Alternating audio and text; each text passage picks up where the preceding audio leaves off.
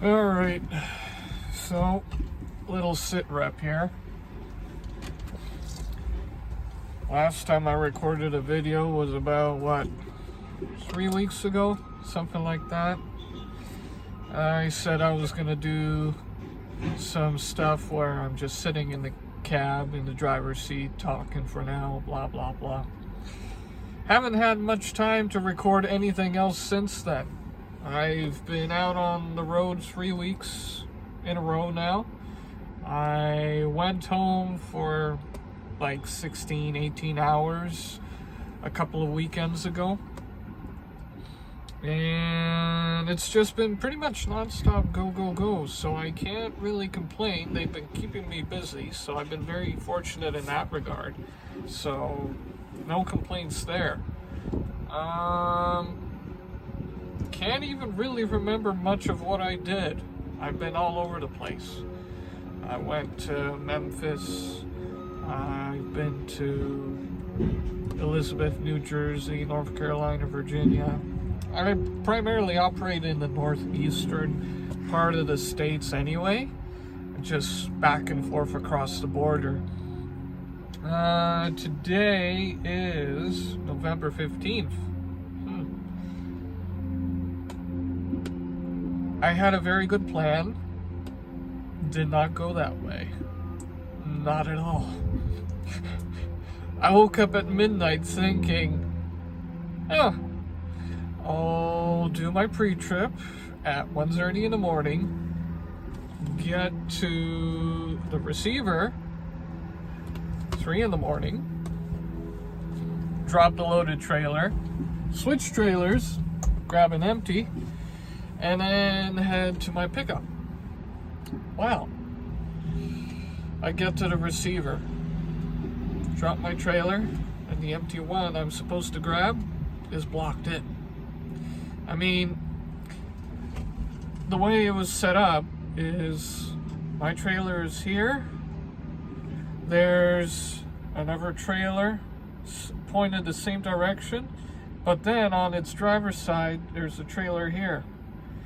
There was another one here, and there was just no way to pull my trailer out. So that took a whole while to get my trailer out finally. 2 hours there was the 2 hours I was planning to spend at the shipper. So I get to the shipper with the empty trailer. You have to go to this address. We don't ship these loads from here anymore. Go to that building. Okay, no problem. I go to that other building. Turns out the load was canceled yesterday. Okay. So I go into the truck, type up a message to dispatch. Hey, yeah, I went to the first address you guys sent me, and then I was sent to another address. I went there. They tell me load canceled yesterday. What do you want me to do? We'll send you another load. Okay, no problem. Wait about 45 minutes. I decided, you know what? Because I already had about 4 or 5 hours drive time at this point, I want to make use of my split sleeper berth provision, so that if I get delayed, yeah, I can hop in the bunk, get some rest, but also, once I can get rolling again, whatever drive time I had remaining for the day before I took that sleeper berth provision, I'm now going to be able to drive that amount of time once I exit that sleeper berth provision. So I find a place to park. Thankfully, I didn't go there sooner, because it turns out that Esso did not have any truck parking whatsoever. It was all blocked off. No truck parking. Violators will be towed. So good thing I didn't spend the 45 minutes there instead of the second building I went to.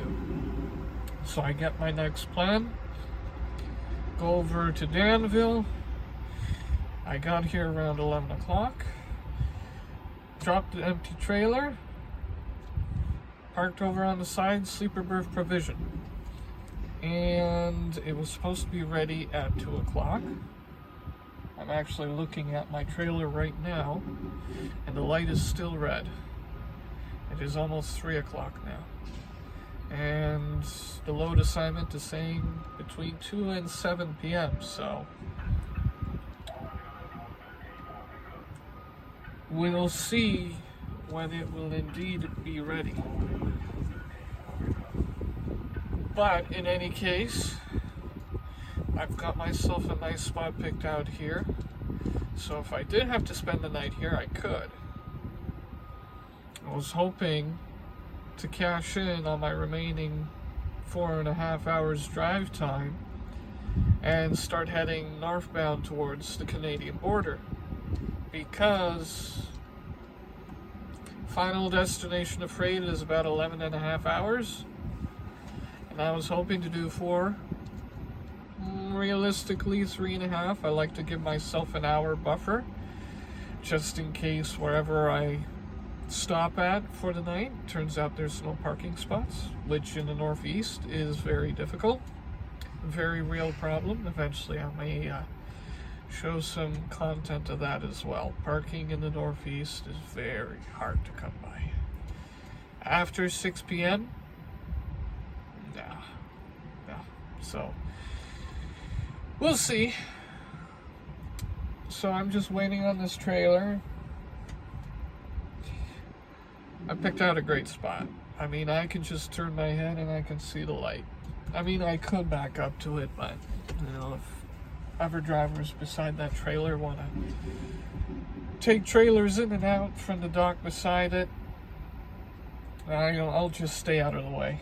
So, yeah, 3 weeks of on the road. First time I've actually done 3 weeks in a row. And to me, I call 3 weeks where I do not stay at home for more than 24 hours throughout that period.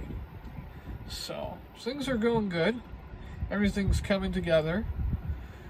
What else is there? Not much, really.